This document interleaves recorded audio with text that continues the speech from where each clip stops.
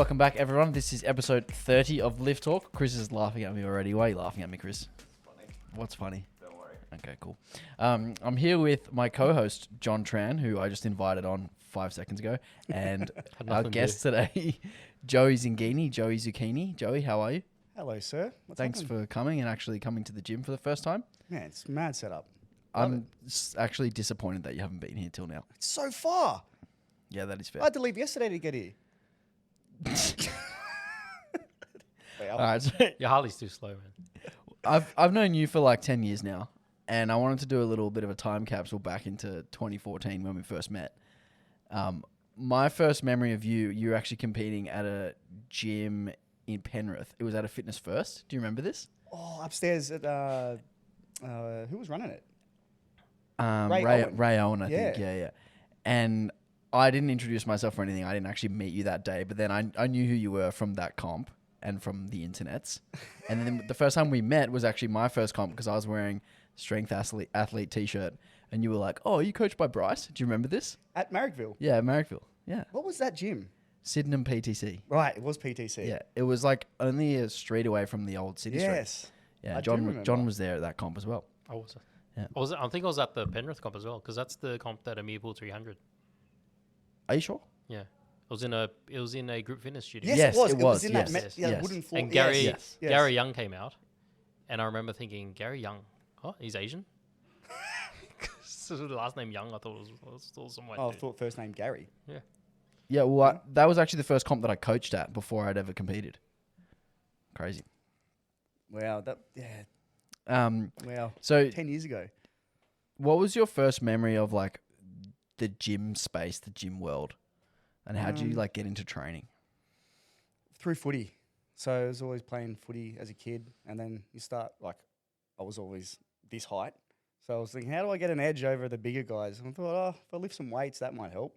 So then, I went to the local gym and just, you start seeing people in stringers, and you think, what are you wearing stringer for?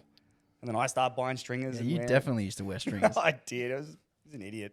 Still am, but start shaving your legs at like 16. And then, I just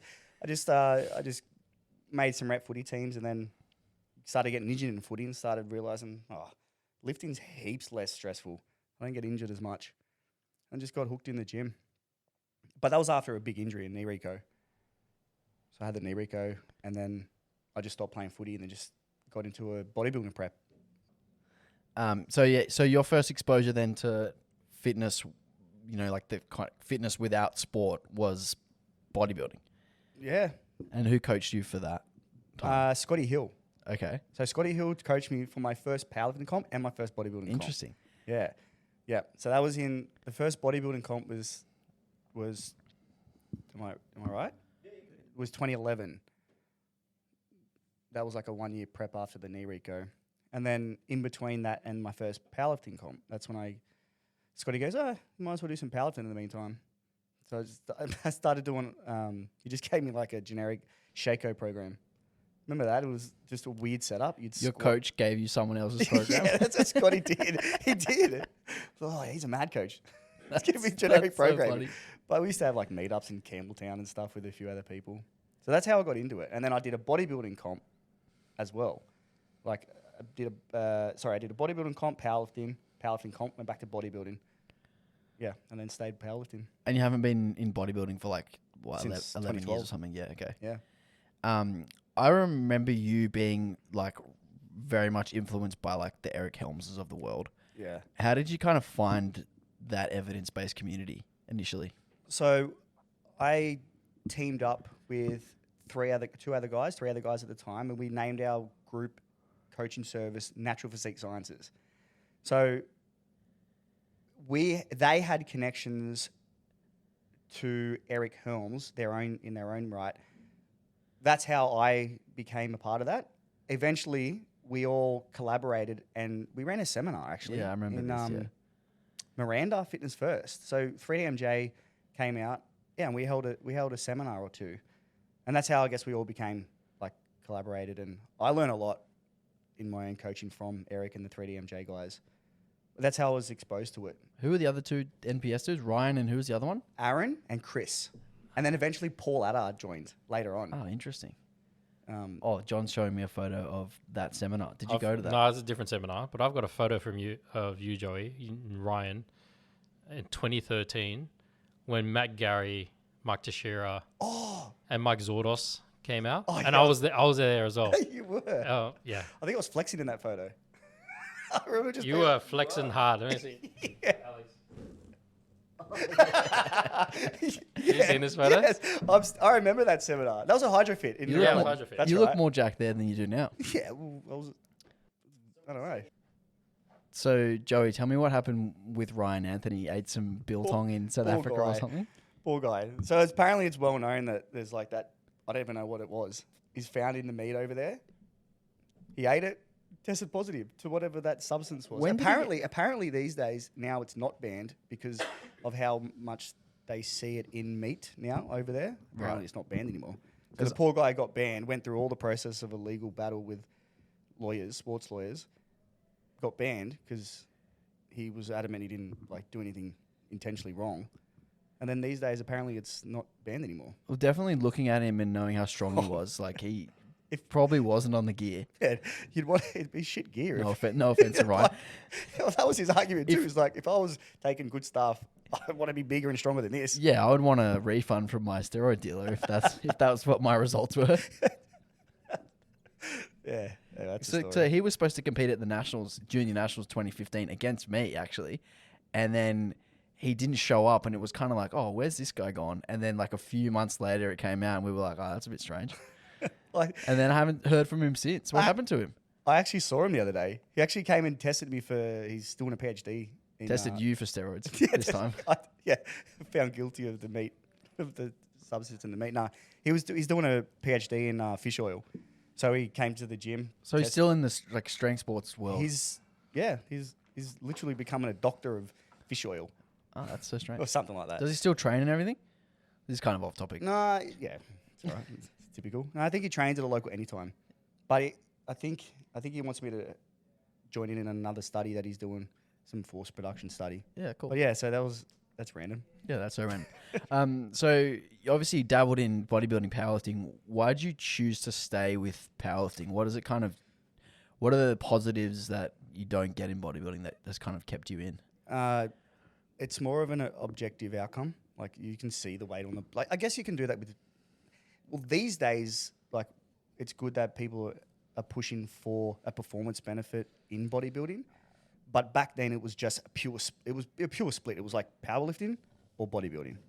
And that was kind of what 3DMJ kind of did differently. And Lane Norton, Yep. they combined that physique alongside the sort of strength performance stuff. And that was kind of that was like my first exposure to training that actually really caught my eye was like, oh, I can do the big lifts and like get strong, but I can also do all this accessory work on the side and still like get jacked, get the best of both worlds in a way. The power building approach. Yeah, power That's how building. the Like, power building. that's literally how it all started. It was like, how do we do both of these things at once? Because they're both awesome. Yeah, because it was seen as like fat powerlifters and like jacked bodybuilders. Now it's totally. like just combine the two. The power building thing. That Yeah, I mean- even I tried like made infamous just through my own coaching. Now I still promote it, but now these days a lot of people are pushing good nutrition and decent an accessory program to their power. Yeah, it just doesn't have the label anymore. Like anyone who writes a good powerlifting program, it is a power building program. Well, technically, Like, yeah, it is. you just name Yeah, it like that. just doesn't have that name like it used to, or like that label. Probably sell more programs by naming it something like that. Yeah, totally. Chris is back with his breakfast Is at that- 4:07 p.m.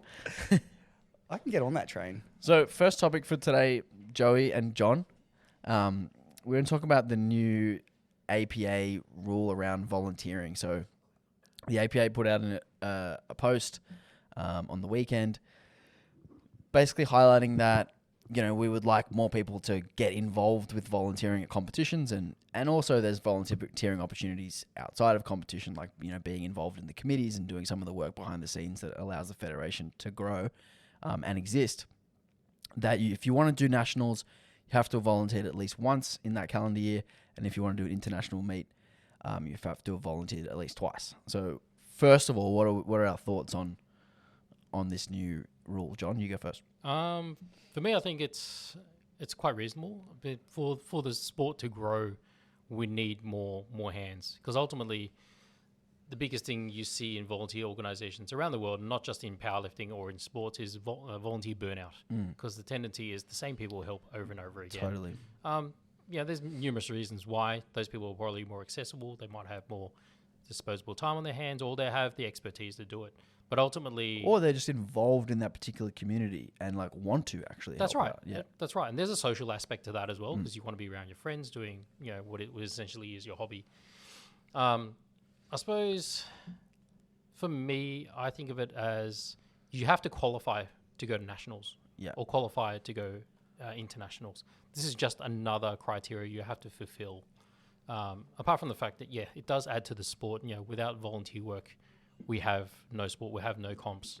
And as you already mentioned, like, it doesn't have to be, it's fairly flexible.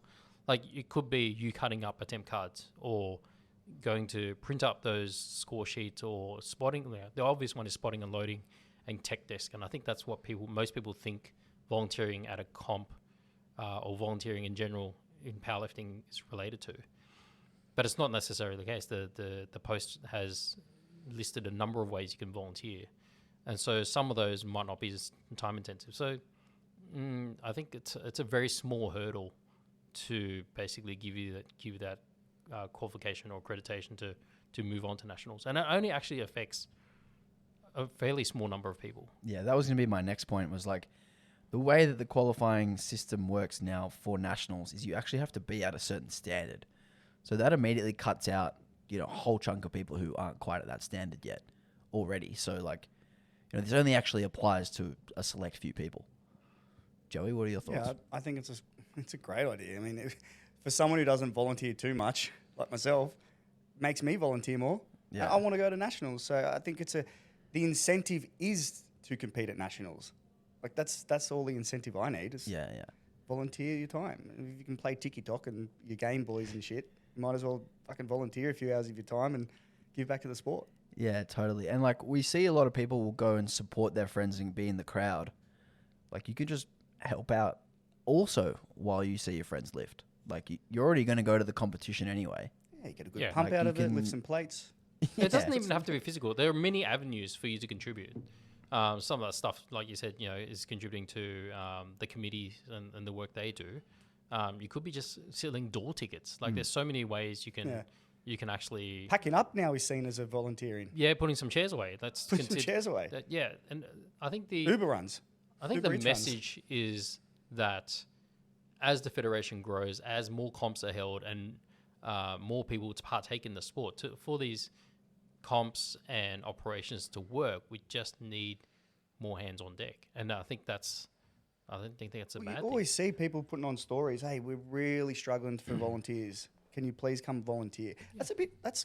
Yeah, and it's like, that sucks. It is a to thing. see Like, someone like cry for help, like, please, we need some volunteers. That's right. Now it's like, Matt, you have to volunteer, otherwise you can't do nationals. I mean, look, some gyms find it harder than others, and like for us here at City Strength, because of our location, where we are, we generally would have an easier time finding volunteers than people who are like in regional areas or out of state where the base is not as large. So it's a way to get more people to actually help those gyms, because ultimately, if gyms don't run comps, we don't have a sport. Yeah. And that's kind of like the most important part of it, is like there was a lot of backlash in the comments, like, people complaining about it. But if you are at the standard to get to nationals, you've probably likely been competing 4+ years, 5 years to be at, especially the open standard. A while, yeah. Yeah, like at least a while. And you have to compete at least once before nationals to actually qualify. So who do you expect are the people who are spotting and loading you and running tech desks for you and refereeing you? Like, you can't expect that people are going to be there to volunteer to help your comp and then not be willing to offer your time in reverse. I think that's like that's the thing that annoyed me about some of the reception. It was like, how do you expect this sport to actually continue if everyone had your opinion and didn't want to volunteer? There would literally be no sport. I think that attitude would change, though.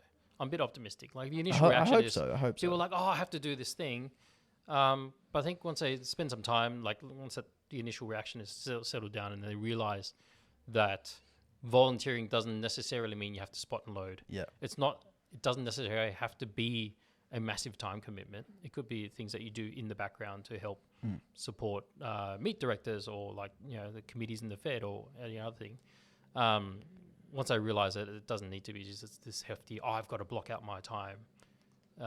It's not that many. It's like a few hours. It's not that hard. Yeah, And like if the other you're thing, training not 4 or that- 5 times a week for a couple hours, like, and every single week of the year, like that's thousands of hours. And now all of a sudden, you can't give up 3, like for the whole year. for the whole year, once a year.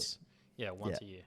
So and like I've volunteered. I've done literally every possible volunteer job: tech desk, MC, spot load, referee, meet direct, all of it. And it's actually all fun.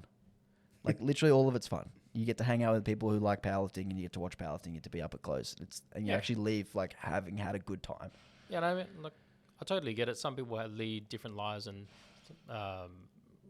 people don't have as much disposable spare time compared to others. But Once a year. yeah, it's literally once a year. It's also like very common in sort of like grassroots sports to have volunteer roles that are assigned to parents or players. Like, when I played basketball growing up, if you played, you would have to do the score sheet and do the score up on the board before your game or after your game. Like that was part of you playing, was that you have to volunteer your time before or after your game, and you just roster people on and you do it a couple times a season, and that was it. Or like at rep basketball, my parents would have to do the barbecue once a season. Like that's just expected. But now it's a criteria for qualifying for nationals.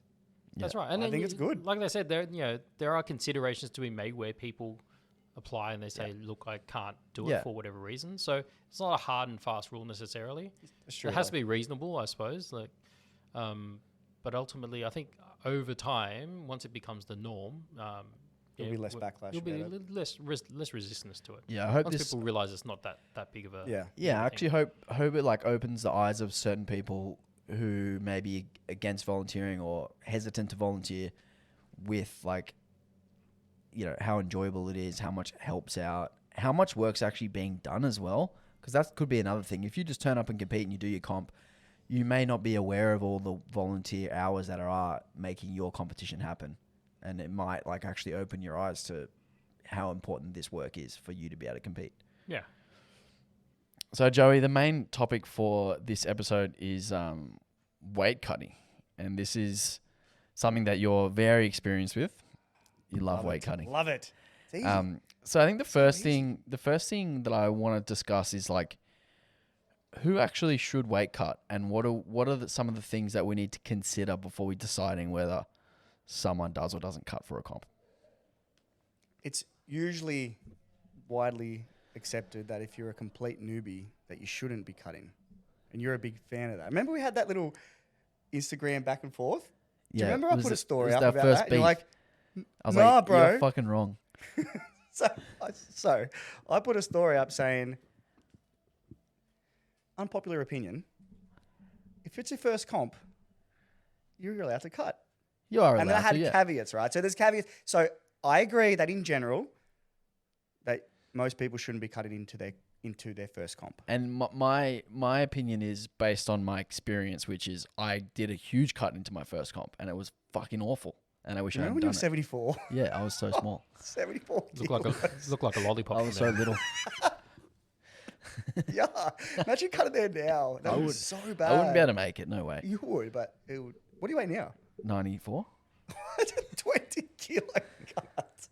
Yuck. Do you want to do it? Yeah. Sorry. Go back to your thoughts on.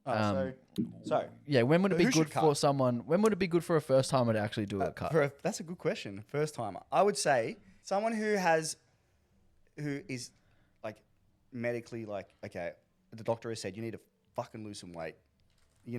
Otherwise it's not good. And they want to compete in powerlifting. I reckon that's a perfect time for someone to lose some weight. If they're close, if the comp's 10 weeks away and they've got 20 kilos to lose, I mean, you're not going to push for a 20 kilo weight cut. you'll just try to get as lean and lower in body fat as possible. But for someone who's within striking distance, I would say, I did this in a seminar, 4% max over their platform weight, and they have higher caloric intake, and they have aesthetic goals. And I've seen this before where someone has the joint aesthetic goals with strength goals, but they want to make a weight class. For them, it's motivating to try and train powerlifting wise and to cut weight for that powerlifting meet. Agree. That was exactly my circumstances. Because otherwise, and I've seen this happen too for first timers, if they don't make it, they feel worse off, like mentally worse off. They're like, fuck, I didn't make this. I didn't make the weight class. Obviously, we're like, who cares? Just fucking compete. Just lift weights. It's your first comp.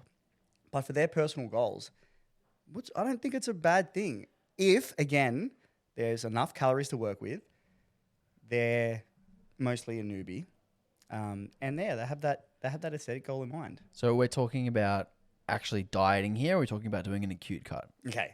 Because my take's kind of on the acute cut side of things. Okay. With the dieting side of things, my opinion is like, as you said, if someone is actually very high body fat, you know, cutting, there's two. There's losing chronic, like losing long body and acute. fat's not going to affect their top end strength, particularly if they're like relatively new to lifting. Right.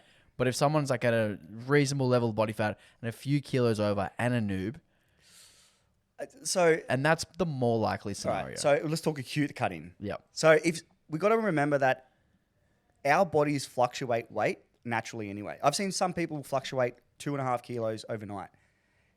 So if that's the case, you have to also consider that if they're in 2 kilos of striking distance to the platform weight and their body normally fluctuates that anyway, what's wrong with pushing that another kilo?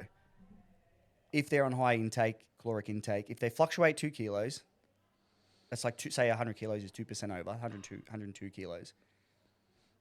Why not push, and they say they weigh 104 kilos, sorry. Say they weigh 104 kilos and they fluctuate 2 kilos. That's 2 kilos you only got to work with to make weight for an acute, not newbie. I don't see an issue with that. See, my thing is like an extra 2% cut is nothing for a 100 kilo lifter. I know it's relative, but doing your first comp is stressful. There's all this shit going on. Well, got to wear this soft suit in front of people for the first time. Got to actually weigh in. Got to lift in front of referees. Got to learn all these commands that I've never done before. And then now you're adding extra stress into that bucket. I would actually agree with you that it is okay if someone's within striking distance, eating enough food. But I would add a caveat to that they are competitive enough that it actually warrants them making the class below. Yeah, I agree with that. So if they are, as in, like, it gives them a better... like if they need to qualify for nationals, for instance, and they have to be in that weight class, I would agree with you that a first timer, if they're competitive enough, I agree. then it'll be okay. But outside of that, But yeah, so you're against... Yeah. I just think like adding that stress to an already stressful situation is likely going to impact performance more than if you didn't do the cut. If they're predisposition to anxiety and stress and like... But you also don't know. You don't know what someone's reaction is going to be on the platform until they actually do it. So if they're a first timer, you don't know how they're going to respond. Like Well- I've coached people who are never played sport before in their life, never done performative things in their life, never been on a stage, And they first freak out. competition, and they do awesome. And Oh, then I've right, the also opposite. coached people who have played sport high level, first competition, and they freak out. Right. So I think it's actually quite hard to predict how someone's going to respond on So platform. I agree. So if someone... But you would know what they're like as a coach, like when you're coaching them, right? Yeah, but comp day is different, man. comp day is different, man. I agree. Because some people just come out there and you think they're going to nail. They walk out real confident. They stand on a platform, then they're a deer in headlights. I will And they still just put forget their, what they're doing. I will Yeah. still put their wants over what you don't know what they're like on comp day. That's that's where I'm different. Would you say it comes down to your relationship with them as well? Yeah, that's what I mean. Like, Yeah. like I said, if you know someone's seen a psych and they've got like eating disorder or something, of course you're not going to cut someone into the like you just wouldn't do that, right? That they're the type of people who like why you don't focus on cutting, just focus on performing. But away from that, and you're within striking distance, yeah, I'm still like I would still put their goals over how I don't know how they're going to react on the day. Yeah, I think like you have to actually have. But I get it. I understand what you're saying. You have to have the conversation with them, and if their goal is like, if they're going to be super extra motivated to compete, if they're cutting, their training's probably going to go better as well. So you have to weigh that up. Yeah. I think there's like certainly. But in general, I'm certainly not against first timers cutting into a comp for every single first timer because there's obviously caveats. But in general, In general, I agree. They probably shouldn't. In general, cut. I think it's unlikely that they tick all those boxes that we said. Yeah, I do agree. It'd be a rare situation. Yeah. Yeah, it'd be rare. Like we were cutting for our first. We were dumb. I know, and we were idiots too. Well, I regret that. So I mean, now I know what it's like to cut. But man, we used to sit in saunas. Before the meet, I used to do night and morning saunas. Like the weight that was cutting, so crap. the weight cutting process for like the 3 or 4 days that you were doing it for me was more stressful than the whole training. It was more stressful than the meet itself. Like it was. Although my best ever comp on dots, if that's best, if you want to consider it that, was when I was cutting. I weighed in 100 grams over, and I had to do like sit on the bike for like 20 minutes, and then that was my best dots. But I felt like crap. I felt like shit. Feelings lie. Yeah. Feelings lie. And I played powerlifting well that You day. felt shit and you were stronger than ever. Yeah. That's a whole nother podcast episode. Okay, so next part on weight cutting is sorry, we didn't even answer the first Wait, what part. was the question? We didn't even answer the first What part. was it? How do we decide whether we should cut or not? Did we answer that? We answered that. Yeah, If you're That was like okay, first so timers. if you're about to go to Worlds, if you're knowingly competitive in the lower weight class, yeah, I mean you've got your client doing that. That's a heaps good reason. Why not? I mean, if you know that you can. Here's the question: what if you don't know? Because a lot of people who cut weight are usually weaker initially. They usually have to stay there for a while, then they become stronger. I've seen that a lot. I have seen people get stronger when they drop weight to absolute strength. But a lot of the time, people lose weight. Like if you cut to 74 right now, I know if I cut to 74, well, no, for you it'd be 83s because that's one weight class. If I cut one weight class, I won't be as strong as what I was back then. No way. I would have to sit there for like a year and train there, and then I'll work my way back up. Yeah, same for me. Case in point, Evie Corrigan. Oh, yeah. Yeah, she cut. She went down to do Sheffield. Yeah, but she was also a 52 when she started, made her way up, And then came back down. Realized I've actually got a chance here. But I think that's another very rare situation where like you got fucking heaps of money that you could win. True. That was my next point. Yeah, that's like What's on the line? Incentives. yeah, that's Drive exactly it. incentive. Yeah, that's exactly it. It's like, are you cutting to win a gold medal at a local comp, Why don't you or cut are you down? cutting to win? Money at SB. Are you Australia cutting to Cup. win Sheffield and win $50,000? Yeah, It's very different. it is. Yeah. Why don't you cut down to 83s? Why don't I? Yeah. Mostly because of lifestyle. Yeah. I'm taller than most of the good 93s anyway. So like I'm already too tall for the 93s. I'd be way too tall for the 83s. And I just think like I would have a tough time with the rest of my life, like actually keeping my Lifestyle-wise. weight down. Like I have to lose 8 or 9 kilos and then acute cut into it. I'm just not willing to do that at this point. So that's I guess the main answer would be competitive edge, or where you're going to be most competitive. That money's on the line. What other? Well, like yeah, What other winning times? like winning I mean- nationals is reasonable. Like or even Yeah. getting a medal at nationals is Yep. reasonable. Or even like The question is then making it to nationals is reasonable with how high the QTs are now. If you look at the QTs and it's like my only chance to make it to nationals this year is to do it in this weight class, then I think that's enough reason. Yep, I agree. If like you wouldn't hit the total in the weight class above. Yeah, or record. Yeah. or records. Yeah, a record. Is that really it? What other situations other than what we mentioned earlier for newbies? That's it. A I battle. think, well, yeah, I also You think hate that- someone that much, you want to beat them at their end. I actually yeah, know people who've go done down that. to spite someone. I know. Yeah. I know people who've done that. No name dropping, but I do know. Joey Zinghini. To where? I'm gonna get flogged at each division. I think there's actually another point to raise with like regards to me improving my lifestyle by going up. I think that there would be an argument for improving your lifestyle by going down as well. Like if you were uncomfortable with how you felt at a certain weight, you might diet down to get to the next weight class because your lifestyle would improve, like your quality of life would improve. But then you start touching on the psychology of it. What if feelings can lie? What if they actually? What if it's not healthy for them to go down? That's more intricate. Like I'm thinking of if someone feels like they just don't feel good at a heavy weight class and they need to lose weight, but what if they're already lean? That's a psychology issue, like psychological issue. Yeah, I guess in that I scenario, know I'm that it's- talking about people who are high I know, body I'm fat. just Yeah, covering all bases. covering many bases. All right, next question. How do we know how much weight to cut and how much is too much? I'm 4%. That's what I gave my seminar on. I said 4%, and that's it. Anything over that is like, fuck, you're really pushing it. But again, it's dependent. It's situational because it depends on how much people naturally fluctuate as well. That's my rule of thumb, 4% over. How is did you come max. to that conclusion? Experience, just like trying and seeing how much, even myself, how much I can lose. Like And 4% over, like, what sort of time frame are you talking about?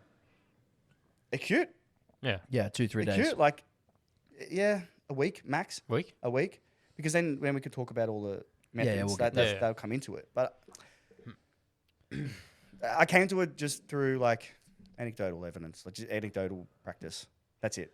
Okay. That's it. I probably maybe people cut, evidence-based guy over here. but maybe people cut more than that. I don't know. Have you heard of people cutting more? Like Yeah, I've definitely Like- heard of people cutting more than 4. I'm talking about natural people who weigh Yeah. in at not 24-hour weigh-ins. Yep. Different. Yeah? Yeah.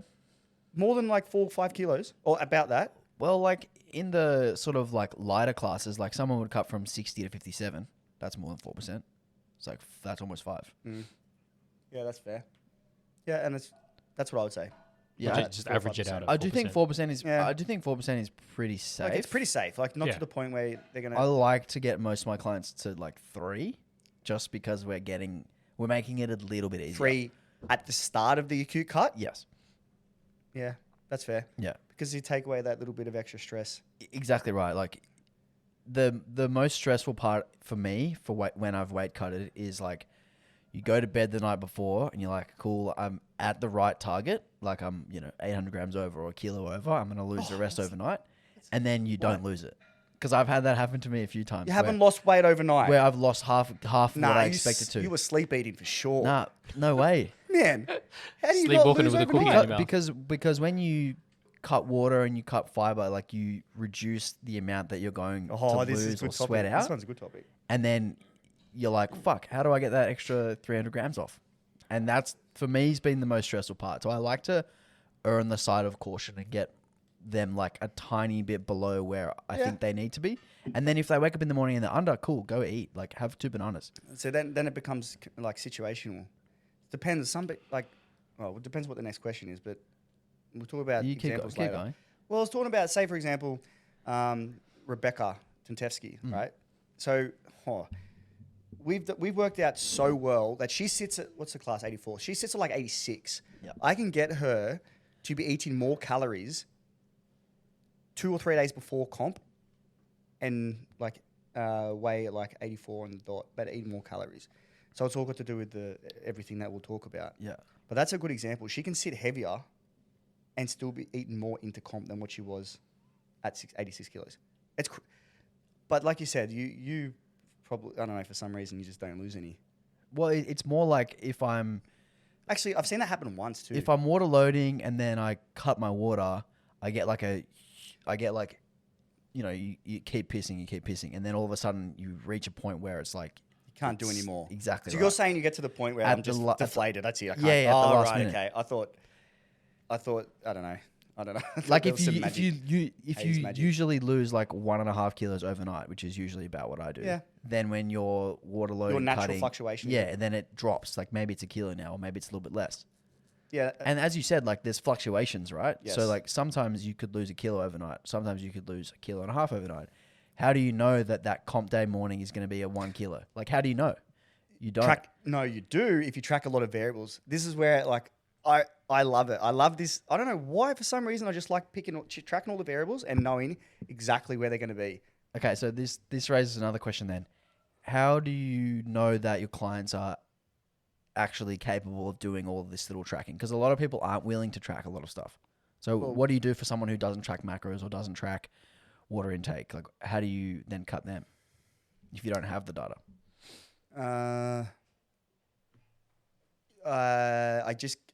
That's a good question because usually people do track macros with me who are cutting into comp. I've only ever had a couple who don't track, who program only, and I just tell them in advance, usually just get to weight now like 2 weeks ago to go and then hold it there. But if it's a really different situation where I don't do the nutrition, I'll just give them a fluid loading protocol. But I won't do it unless they're at least like only max like a kilo or kilo and a half over. That's it. I just do a fluid load protocol, which again we'll touch on in a minute. So I guess the moral of that is like if you measure the variable, you can manage the variable. Well, yeah, but if they're too far over, I'm just compete heavier. That's different. That's what I mean. It has to be. That's what I was saying before, Joseph. Yeah, but it's situational. I know. Yeah, this all context dependent. Yeah. So more than 4% you think is too much? Yeah. Probably not for some people. There's always outliers, but I would say safe bet max 4%. Man, you don't want to be sauning on the day of the morning of comp. It sucks. Spitting in the cup. Spitting cups. Sucking Riding- lemons. I reckon I've had to spit in a cup. Lemons? Like, Yeah, people used to suck on lemons. yeah, I used to eat a whole lemon the Like night to before. salivate? Yeah. I've never heard of that Yeah, one. chewing gum, sucking Chewing lemons. gum, spit in a cup. Yeah. Have you ever missed weight or anything? Never. Yeah. But I've been 0.00 like 6 times. Perfect. That's good. Right on the money. That's exactly where you want After to be. spitting. I remember in Melbourne, I weighed in. Was there an amount of times you can weigh in before they say No, no? it's No. unlimited. You It's just have- unlimited? It's a time Unlimited, period. yeah. Right. It's a I time did period. it 3 times in Melbourne once. I weighed in at 74.3, 74.2, and then 74 on the dot. 3 times. Anyway. Yeah. I mean, I've missed weight in terms of like first that attempt, initially, yeah. first attempt, but I'm not. No, like missed No, I weight. never missed. After close, yeah. No, I never missed. Okay, so you spoke about those variables that we need to measure in order to be able to manage and manipulate. Yep. We'll go through them. I've written a list. First one, food volume. It's easy. Just change the types of food you're eating. I mean, you go from a steak to shake. Steak to shake. Oh, there we go. I mean, go from heavy like carb sources to lollies. One change. I mean, you can go from a protein source to some lollies, right? A big steak versus a couple lollies. I mean, you're not going to lose a bicep overnight from eating less protein. What are you talking about? Into your comp. What do you mean? So Like- talk to me about the theory behind food volume and how it affects our weight. I mean, more food bulk draws more fluid into your gut and everything to help break everything down. Less food bulk just means it's not sitting around. Like steak's going to take a longer time to digest than a protein shake. Same calories, it's fluid, right? So that's the basis of that. It's just less food bulk sit in your gut digesting, and that works heaps good. A lot of people just lose, and you don't like for people who don't track macros, you can do things like that and just make weight. You don't have to be. This is what I was going to say It's earlier. different, is that like- when my clients don't manage the variables, I'm like, cut your veggies in half. Yeah, and that's 2 days out, and then day before, cut your veggies out completely, Yep. and then simplistic. Huge. That's fine. Yeah. Yeah. I'm talking like the intricacies of someone who does track their intake and like trying to nail everything. Yeah. If they're way overweight, so But the general theory behind doing like a low fiber or a gut cut or low food volume cut. Right, so- the theory is that you have this weight sitting in your gut that is not helpful. It's not producing any force for you. It's just sitting there. It's just kind of dead weight that adds to the scale but doesn't add to performance. And if we can reduce that, we're lowering the risk of performance reduction. Just then- lighter. Yeah, compared Right. to like other methods that we'll get to, like dropping water or sodium or carbs. yeah, yep, Yeah. Just and low fibrous foods. That's kind of involved with food bulk or gut cuts. Is low fiber will mean less fiber, less fluid drawn into your gut. That's probably why I don't lose much from my cuts, because I don't eat enough fiber to begin with. So yeah, I was actually just showing you, see- like, today's my first day on MyFitnessPal in about 10 years. And I was showing Joey my macros, your and the first calories thing are he like said, 3,500. first thing he said was fiber not eating enough sucks. fiber. It's like 15 grams or something. That was 20. Oh, it's all right. Still shit. Still not enough. But Chris low- shaking his head over there like Chris is. How much fiber's in that? Chris has ever tracked anything. How much in his fiber's life. in that burger? All right, next thing on the list is water. So how can we manipulate water to get our body weight down? So fluid really messes up how your body tries to become homeostatic, right? So it's fun. I think it's and it's funny because people just piss like crazy. I think it's hilarious. People with like who are a truckie or like an office job are pissing every 20 minutes. Anyway, so the body has like its own balance of sodium and fluid. You drink more fluid, you suppress all these hormones, renin, antidiuretic hormone, aldosterone. They all get suppressed. You drink fluid, you piss a little bit, you stop drinking fluid, and the body's hormones stay suppressed for like, I think it's about, I don't know, it's about 12 hours before it starts realizing what the fuck's going on, and then it raises the hormones again. But in that meantime, when the hormones are suppressed, you just keep pissing out the fluid that you stopped drinking. And then you just trick your body into... So the old protocol used to be like heavy load early in the week Hot. and then stepwise like 8 liters for 3 days and then 6, 4, and 2 and 1. And the reason that doesn't work is because you're not tricking your body into continuing to piss. Yeah, I used to do that too. But it used to happen from 7 days out.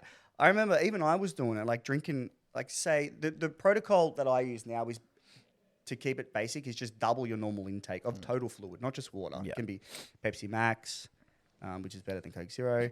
Oh, you're out. I'll tell you why. I'll tell you why Coke Zero is better than Pepsi Less Max. caffeine. Because it's less fizzy. What? Goes down easier. Pepsi Max is I agree. Pepsi Actually agree. Pepsi Max reckon is it's less a fizzy? little bit too fizzy and it doesn't go down as well. Coke Zero is better. The fizzy bubbles are finer in Coke Zero than they are in Pepsi Max. Fizzy. The carbonation. Well, What, is a Chris, whole do you new- prefer Pepsi Max? yes. Yeah, it's higher caffeine We're a too. room divided.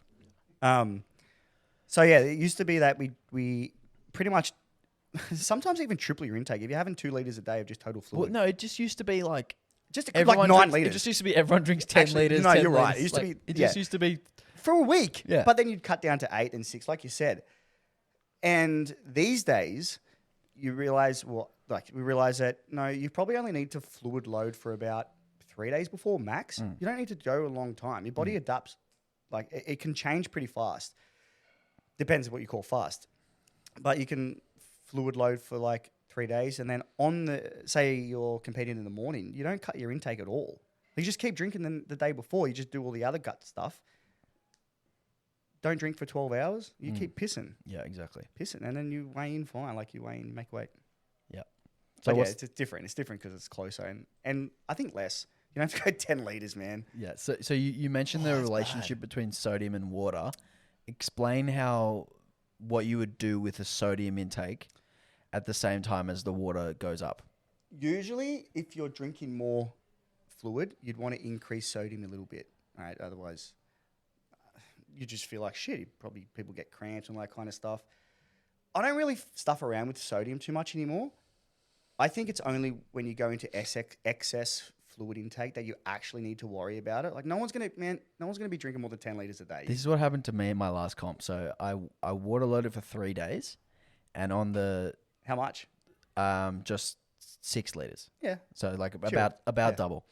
And on the Friday night, so I was competing on Sunday, I had my usual burgers and chips and fried chicken, which was like just the biggest sodium That's a bomb. sodium bomb. Whilst I was loading water, and my weight just fucking went way up. And I was like, fuck, I'm competing tomorrow. And I think I was 93.8 on Friday, and then I was like 95.5 or something on Saturday. And I was competing the next day, and I was like, for fuck's sake, I fucked it up. So I just won't be eating burgers next comp the night before. But That's yeah, another but it thing was too, literally like- just the sodium. It was like I was more sodium drinking you all eat. that water, and then I had that big sodium meal and just sucked all the water in and just held it. It's mad. It's a Yeah. mad feeling. You get a mad sodium pump. Well, then I you wasn't you training because I was competing the next day. Yeah, you don't So lose I didn't any even weight. get to use it. So I don't really do anything with sodium these days. I used to do a little bit of a sodium load and a sodium cut. It's not needed. I used to toy with it as well, and kind of found It's too stressful. I kind of found that it's just like kind of Hard to track. not really. It is hard to track, but it's also not really worth the benefit. I think the benefit you get is a lot smaller than these other things. Yeah. I agree. So I don't touch it anymore. So next one, carbohydrates. What can we do with carbs during a weight cut? I would usually drop protein. I would change carb sources. I will increase fat. I know that's not the question. Well, I guess we can just make it about macros then. Tell Yeah, me I was what we gonna do with say, macros. yeah. So I would normally. This again, it's situational, but I would normally change the carb sources, drop the protein, play around with fluid, but also try to give them as much carbs as possible for comp. But that's when it comes down to the tracking. That also related to that is go from a flexible dieting approach to rigid dieting. People don't know how much they actually lose or gain, but mostly lose when they just go to the same 6 meals, 6 foods a day for like a week. Rebecca competed at Worlds last year. I put up like some clickbait posts saying she lost like 4 kilos. We increased calories by like 1,000. We didn't do anything to her cut-in because we didn't. All we did was eat the same freaking food every single day. That's a secret. That was the secret that he's out now. What's the... People kept asking like, how did you drop the weight? How did you drop so much weight? Well, what's the science behind that then? Also, that's more less than variety. That's more than 4%. So you lied about your own rules. What? She dropped like 3 kilos. 4 kilos and 84 is more than 4%. Nah, that was from the start. From the Q cut and was like, now I'm just backtracking. Just digging a hole. Keep digging. It was like, yeah, but anyway. So people are like, how did you cut so much weight? Because we just went from a flexible variety approach to rigid. Because with flexible dieting, unintentionally, there's unintentional tracking, like errors, right? And the variety of food comes with more fiber, sodium fluctuations. So if you can keep eating the same foods, you just reduce the variety. You just go back to a playing field of the same food. Body weight will fluctuate in your 1.5 to 2 kilos percentage, well, not percentage, 2 kilo difference, back to like a kilo or half a kilo. Then you can play around heaps more with that because you can see the change less of the same food. So that's the science. There's no real science. You just eat less variety. Okay. And try it. You should try it. The last one, I actually will try it. It's interesting. The last one on here is sauna and hot bath. Oh, yuck. I've spoken to you about this before, actually, where you prefer to sauna the night before than the morning of. Yeah.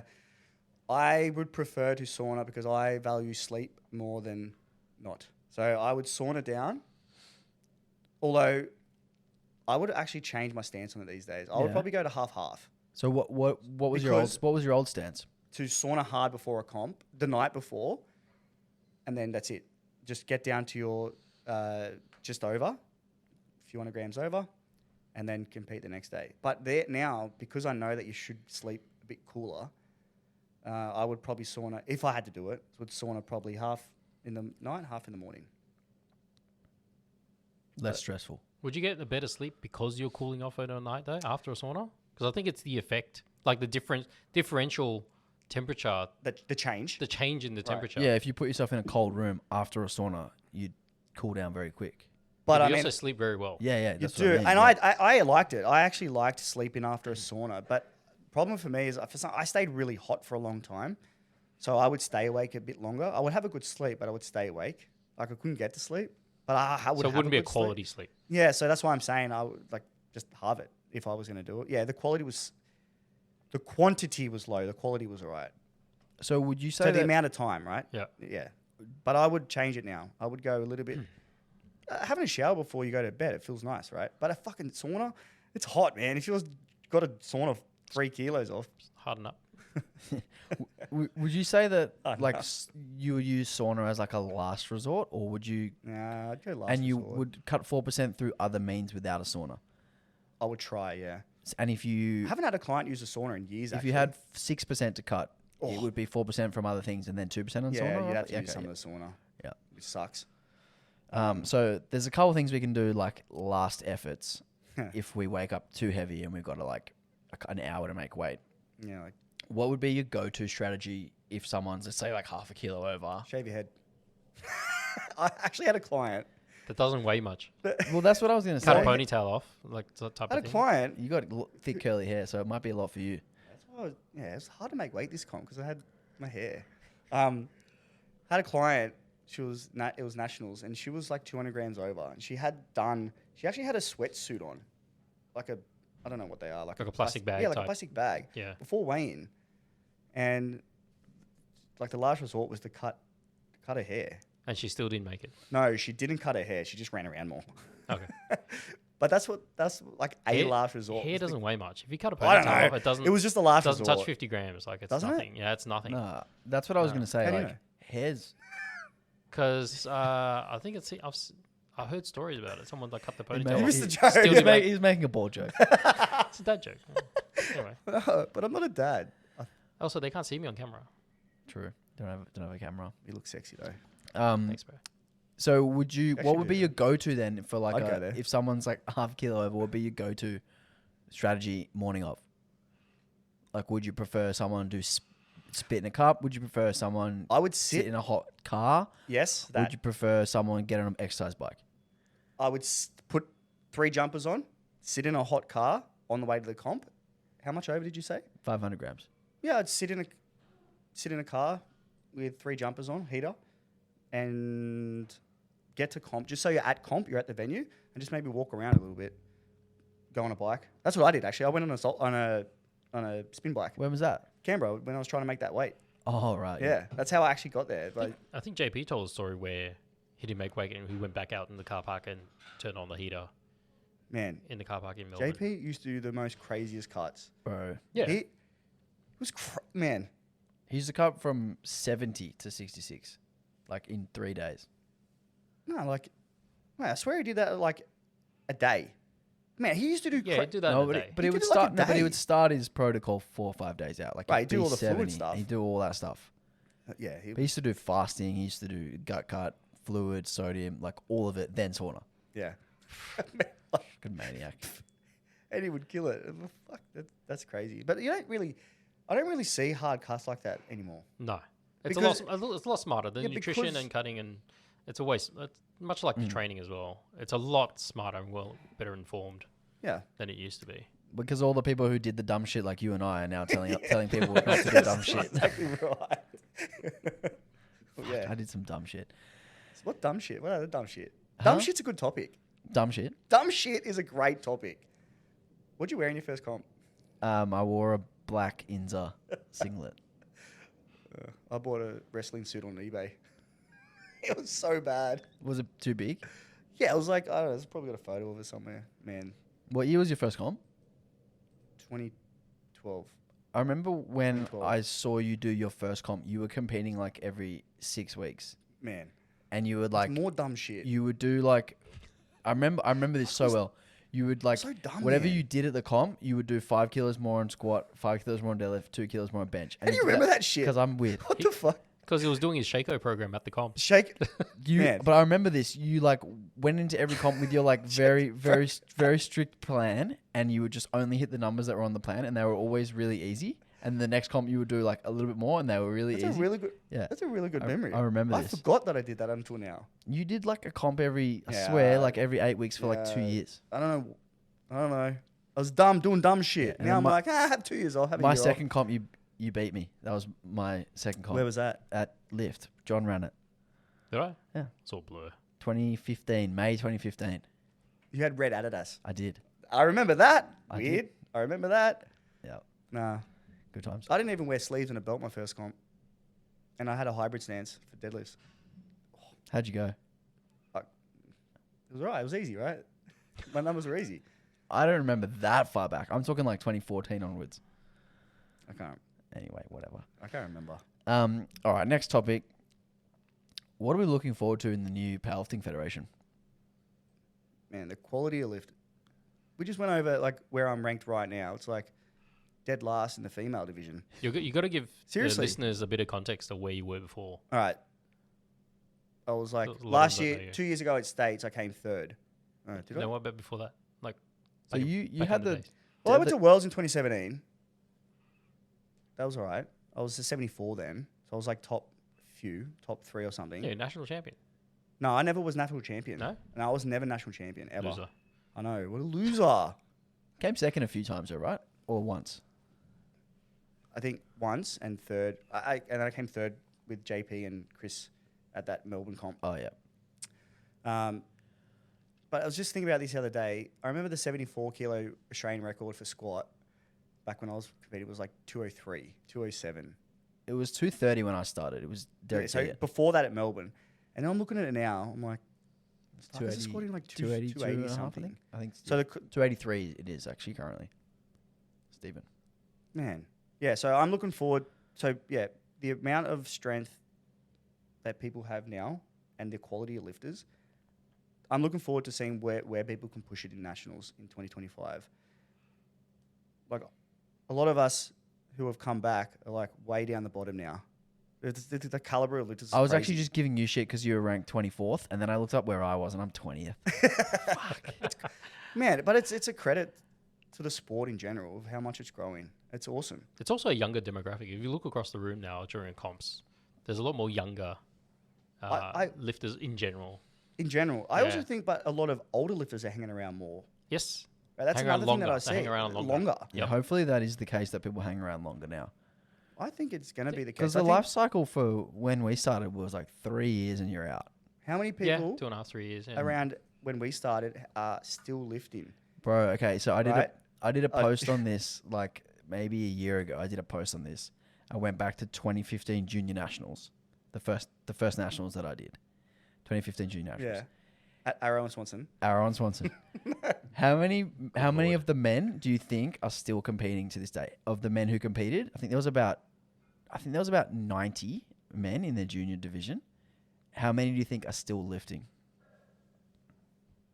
20? 4. That's crazy. 4 lifters. That is mental. So 9 years ago. It's Chad Oddsey, me, JP, and Hunk Fan. It's the whole list. Yeah. And Yeah, wow. I'm by far the worst of everyone on the list. So I'm looking forward to the amount, the quality of lifters. I just think it's feeling like Oh, and Nathan Tanis as well. He was on there. it's- But I didn't count him last time because he hadn't competed in a while, but he's back, so it's 5.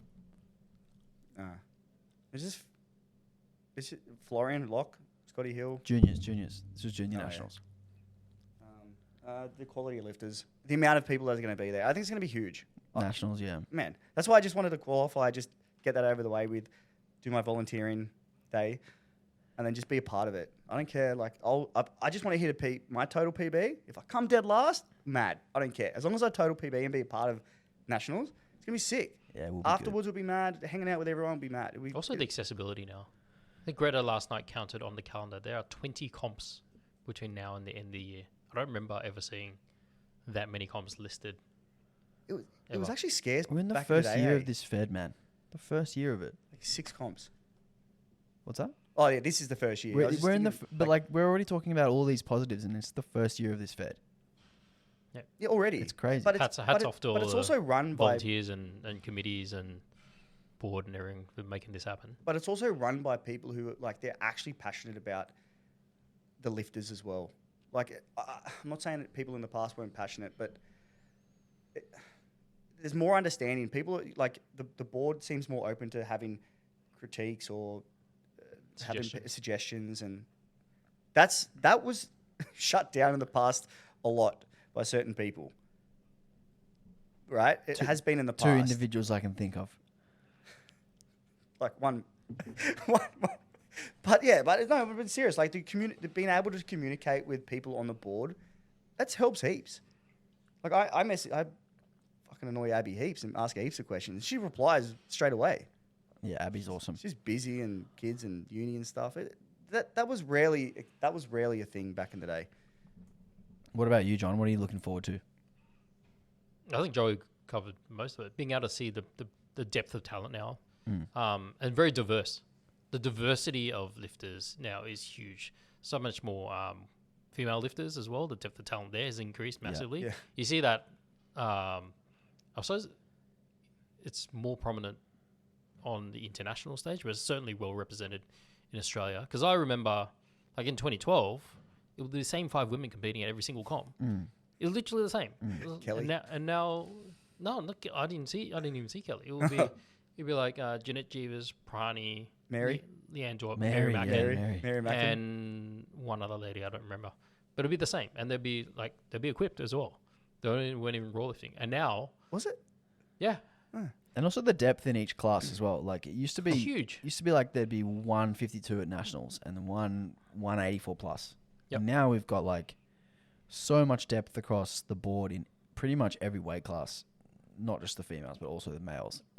Yeah, it's great. Yeah, the talent's really competitive. My thing that I found is it feels like drug test lifting is like united again, almost. Like we're not quite there, but it feels like we're getting there.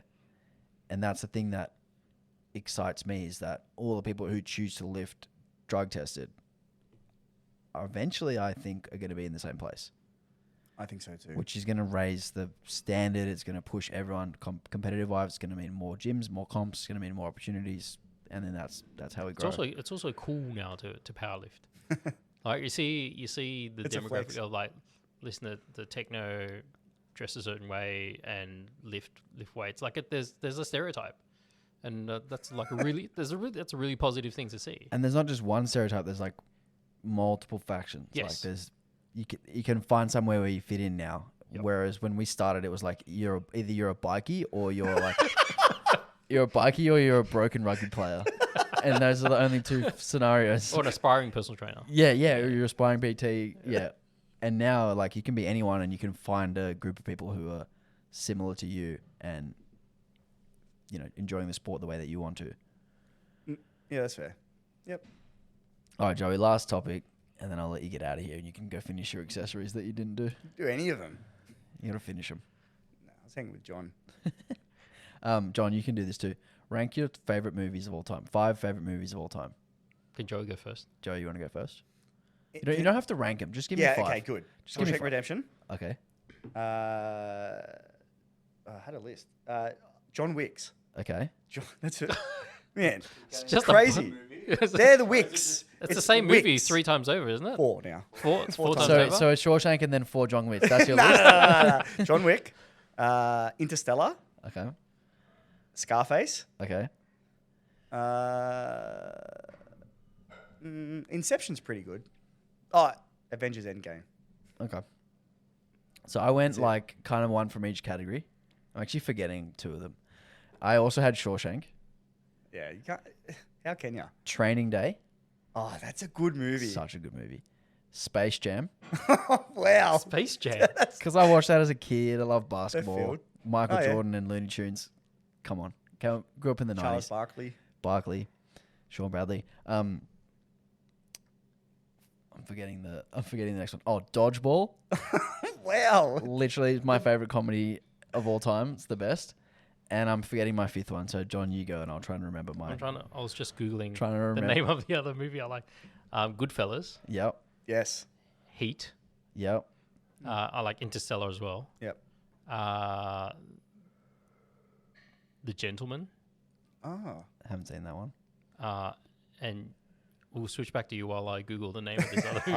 I'm forgetting my 5th one because I didn't write them down. Was it like a gang movie? Was it a action movie? Taken? Was it Taken? No, it was the don't dark. like it it. was the Dark Knight with Ledger and Oh, that movie. okay. The second Batman of that trilogy.